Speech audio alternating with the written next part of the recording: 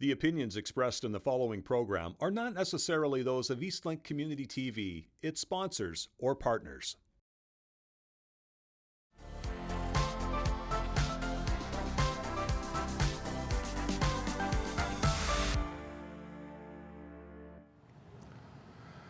It is Titans of Business on Eastlink Community TV, where you get the chance to meet the people who have built some of the most successful businesses in our region.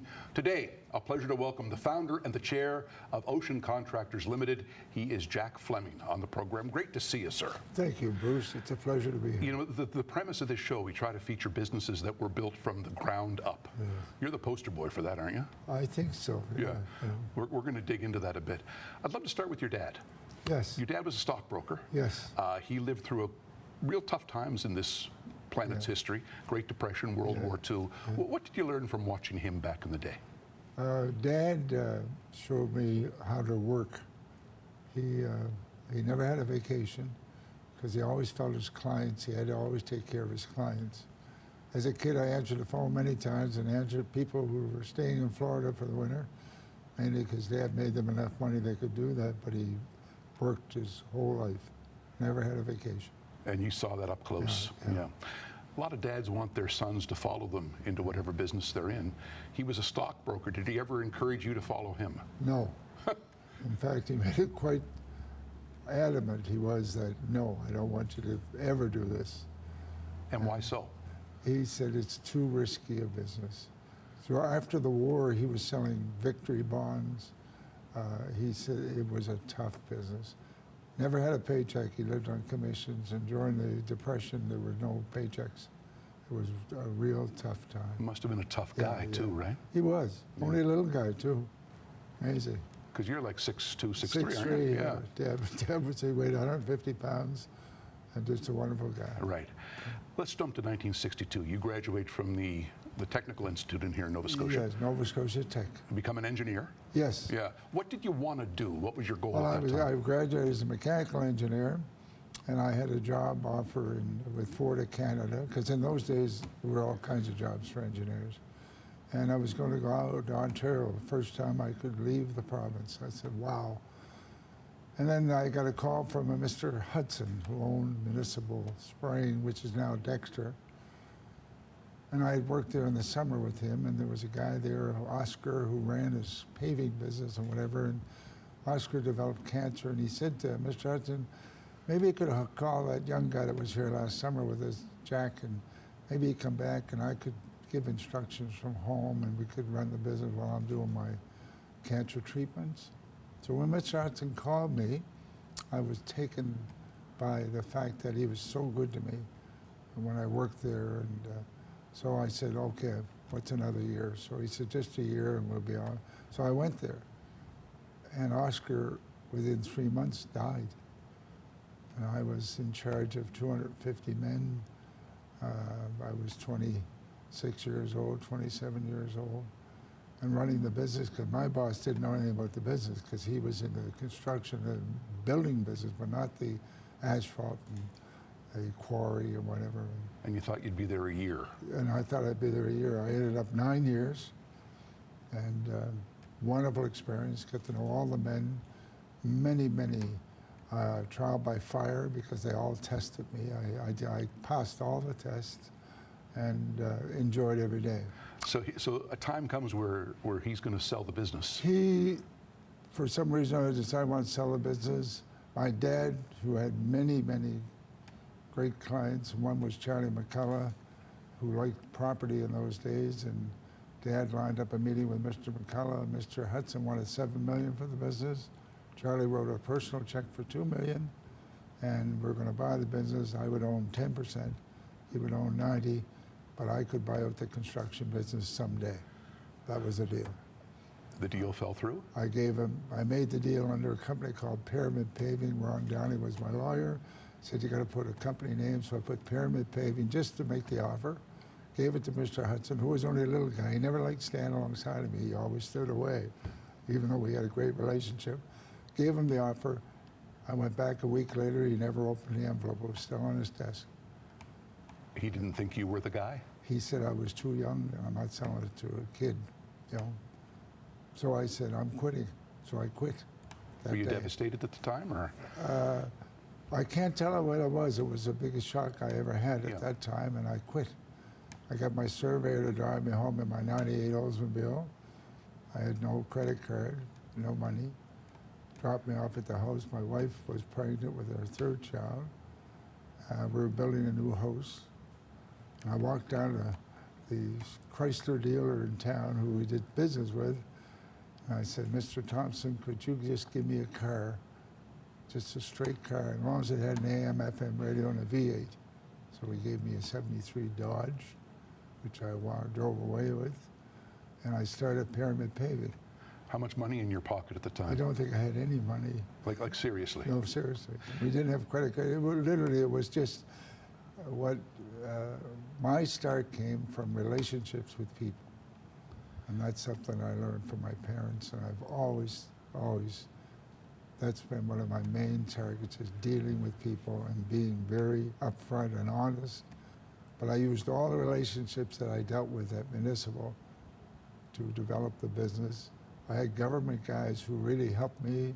They said, and I think what the good thing in those days, not like that today, but relationships were so important. And people said, we're going to help that young guy.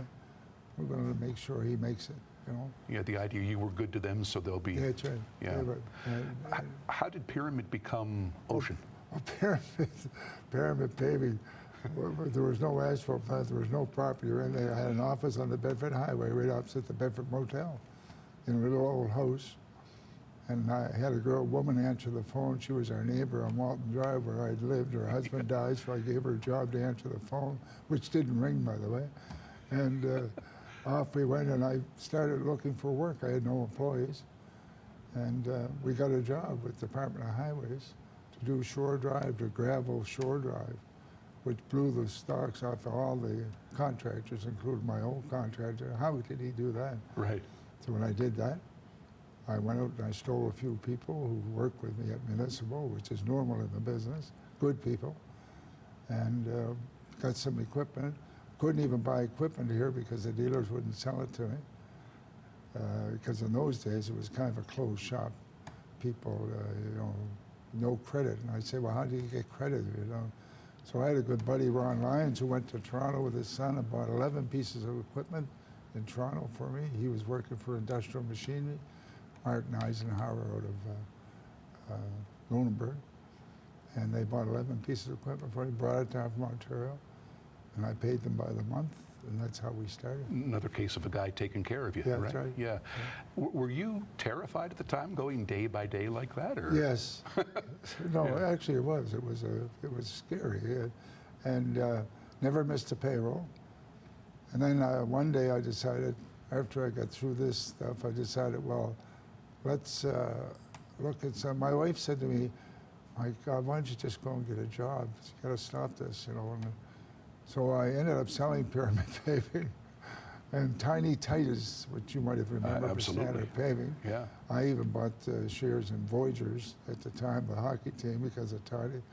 But Tiny Titus hired me for a summer, a year, to do a job on Springfield for Standard Paving. I supervised it because we didn't have any place or equipment or whatever, so we supervised the job for him, and they paid me and whatever.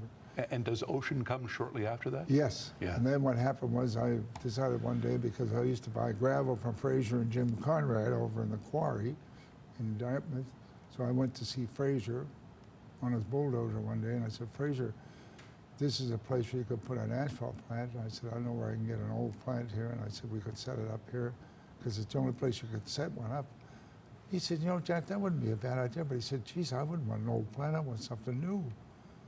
So he gave me a check. I still have it.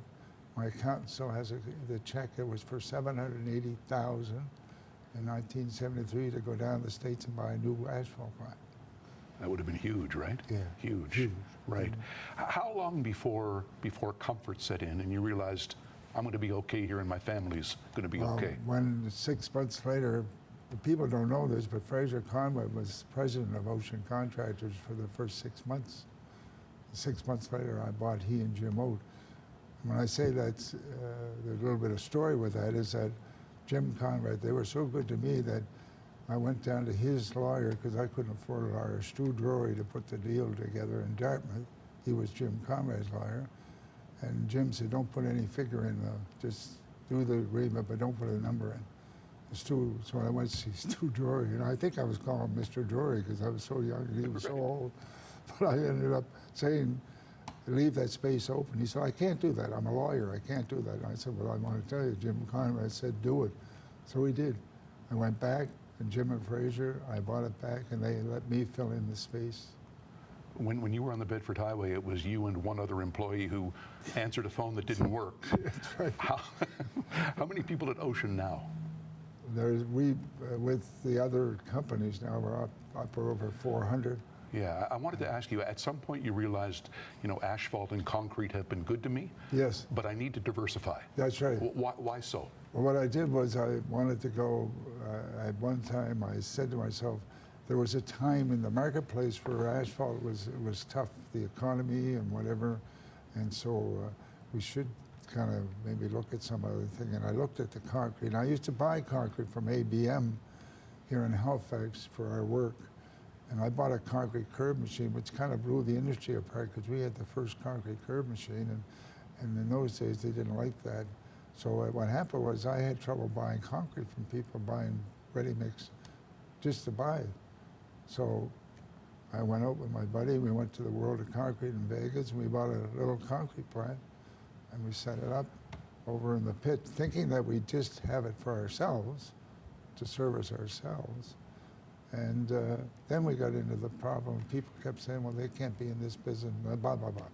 And then I ended up going to Quebec and ended up bringing St. Lawrence cement here from Quebec. And we got in the concrete business in a big way. And John Lindsay, my good friend, gave me the order for the Purdy's 2 towers in Halifax. That was our first big job. And that blew the socks off of people. Yeah, and storage came after that as well, right? Thompson Storage. And then we bought out ABM eventually, the Londrikans. I got to know them well in Newfoundland, and they wanted to sell here, so they sold me their plant here. It's a long way from the 26-year-old kid with 5 cents in the pocket, right? Right? Yeah, we're going to take a break. You're going to take us somewhere after the break. Where are we going to go exactly? We're going to go to the quarry, Conrad's Ocean. Yeah. Now it's Ocean, because my sons just bought Conrad's. And we'll talk a bit more about April concrete, 1st. asphalt, Yeah. and your career. Yeah. All right. Jack Flemming, our guest. Titans of Business continues on Eastlink Community TV.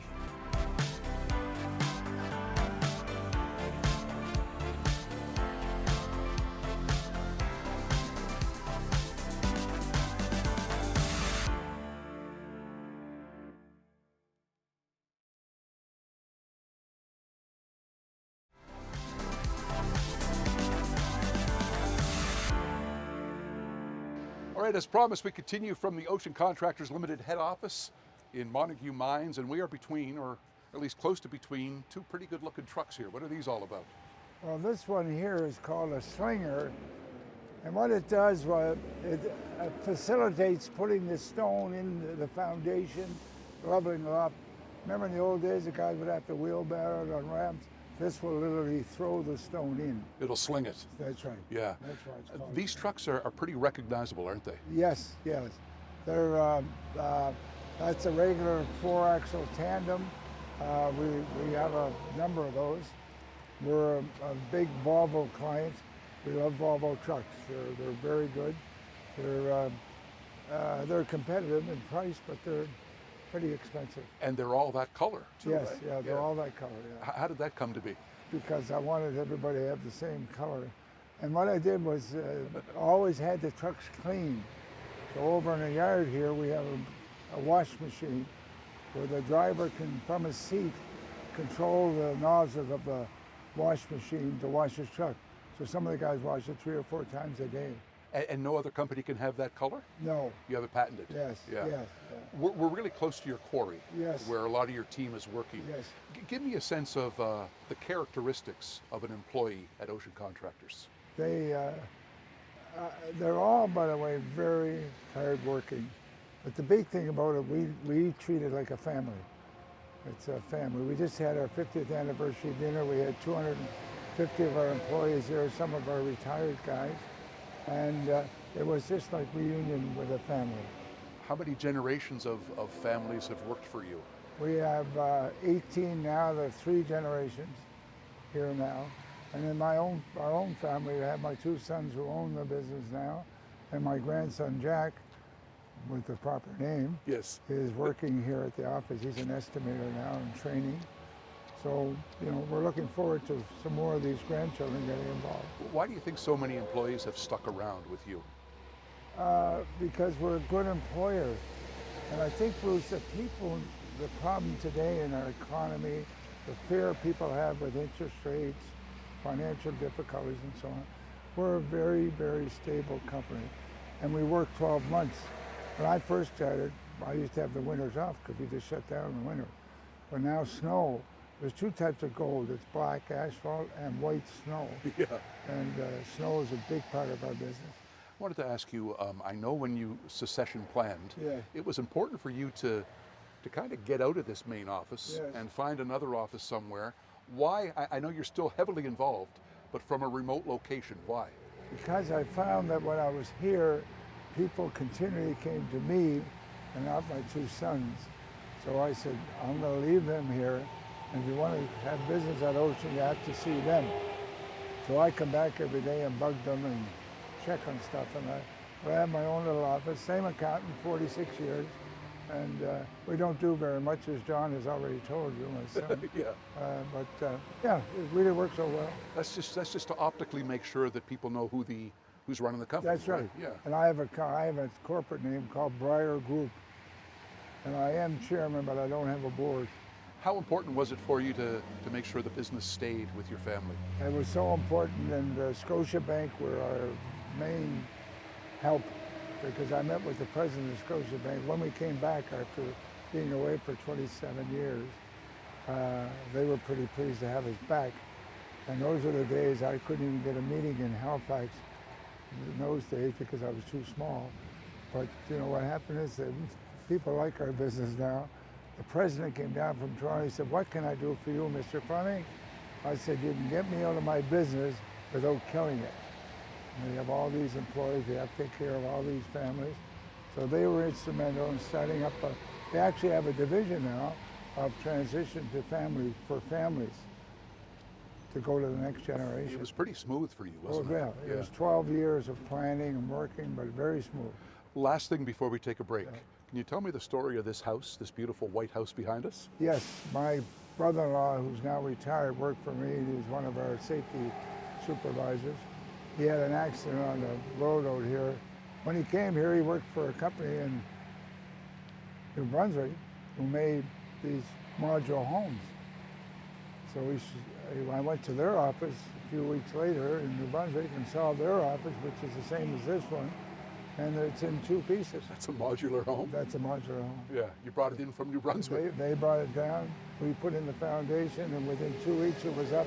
They brought it down. It was all painted. It was plumbing was done, electrical.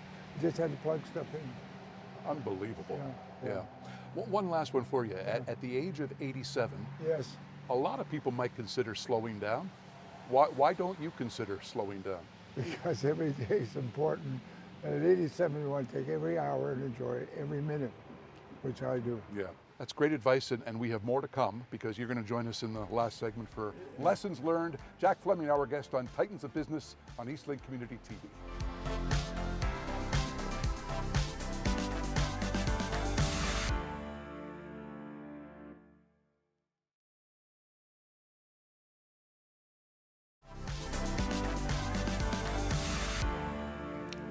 Final segment now with the founder and chairman of Ocean Contractors Ltd, Jack Flemming. Can you tell me about the Flemming Family Foundation? Yes. Back in the 25 years ago, because it's 25 years old this year, our family decided that we'd like to support people, help people in need. We normally give to IWK and the hospitals and universities, and we've done all that, but we're talking about people who have no facility to have money, get money. So we started looking at small charities. I got heavily involved with Bonnie Lee Farm 37 years ago on the board, what have you. Looked at Bonnie Lee Farm and said, you know, what this does, to think of these kind of people at Bonnie Lee Farm who are mentally challenged adults were never taken care of before until Bonnie Lee started, you know? And so that kind of got me into thinking. Then I progressed into this thing of giving to other charities. My good friend Doug Cherry, who's not here now, was a CA back in those days. And he said, you know, just from a tax point of view, you should just look at a foundation, you know, and be able to put your money, have it protected, and also just give it away, you know. And so we started the Flemming Charitable Foundation.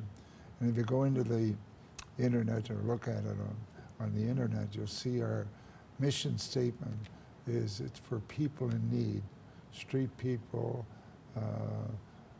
unwed mothers, just people who $3 and $4 and $5 and $10,000 means a lot of money. And your daughters administer this, don't and they? our two daughters administer it. Yeah.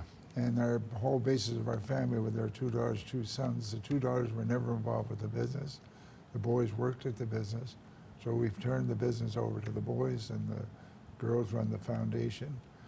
The list of charities you've helped is really, really long. Yes. One that jumps out to me, and I'd love your thoughts on this. You were a driving force behind Hospice Halifax. Yes. Which didn't exist until you spearheaded a movement for it to exist. I got involved with, you must remember Les Kirkpatrick in the old days, the Power Corp and whatever, and we had a big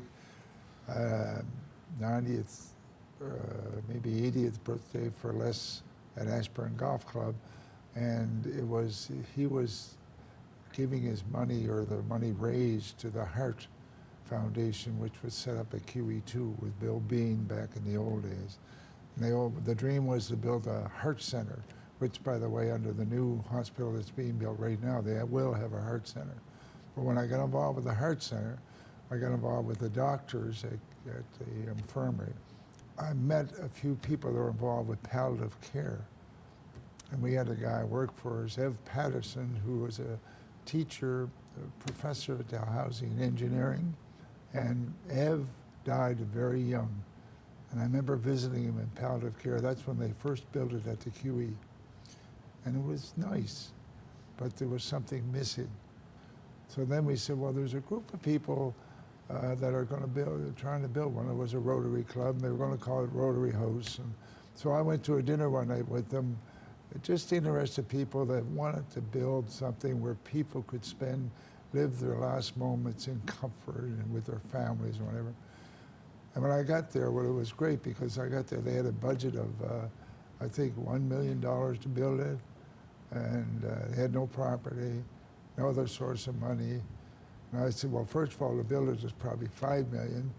And I started talking, well, that kind of scared everybody off. So we set up a committee, and we fundraised, and we went to Atlantic School of Theology, who, can I say, were financially strapped. And we got a 100-year lease in the old building, and away we go to build a hospice. And I'll tell you, it was an experience like you wouldn't believe. Yeah. It was right from scratch. And the biggest experience, Bruce, was nobody knew what a hospice was. And we never, what I love about it is we never use the word dying, dead, death. We talk about living your last moments. I mean, I've been with people down there in the garden. It's unbelievable. What people and families, every person that's gone there, upwards now, as we speak today, it's over 600 families have gone through our hospice. Yeah. And not one. There have never been an issue, and everybody just speaks so highly of how they were taken care of. It allows such dignity on the last part of a journey, doesn't It's it? unbelievable. Yeah. I get calls from people, and after they experience it, we still have people that don't know what a hospice is. I have the bumper sticker still on my car to raise money. Yeah. You've been such a leader. What does leadership mean to you? What are the qualities of a great leader, in your opinion? My feeling about leadership is just relationships, and I've built my whole career on relationships. That's starting with your family. I mean, we're blessed. We have 12 grandchildren. I now have one great-grandchild who's 4 months old as we speak. We spend a lot of time with our family. We train our family to think of other people, always take care of people. We're on a short journey. This is we're not here for a long time, a short time. This short journey of yours is very chock full, though. Can you tell people what you did today before coming here to tape? Yes, I left my condo at 20 after 5. I went to my office in Burnside. I did, with my accountant, who usually goes at 6 in the morning. He was there. And we did a few emails and talked and what have you. And I made a few phone calls. And I went to Old Ashburn. I played 18 holes of golf. Yeah. And then I went to the YMCA and had a little workout in Esteem, and now I'm with you, all cleaned up. Right. There's a lesson there about not slowing down. I'd like to end on another lesson. We always ask this question. What's the biggest part of your story that you think a young person can learn from? Is just appreciate what you have and appreciate people. Take a look at people and say, how can I help you? Because you can always help somebody. It's not about money. It's amazing having you on the show. Thank you very Great to see much, you. Bruce. It's a pleasure. Jack Flemming, the founder and the chair of Ocean Contractors Ltd, our guest on Titans of Business. We'll see you next time here on Eastlink Community TV.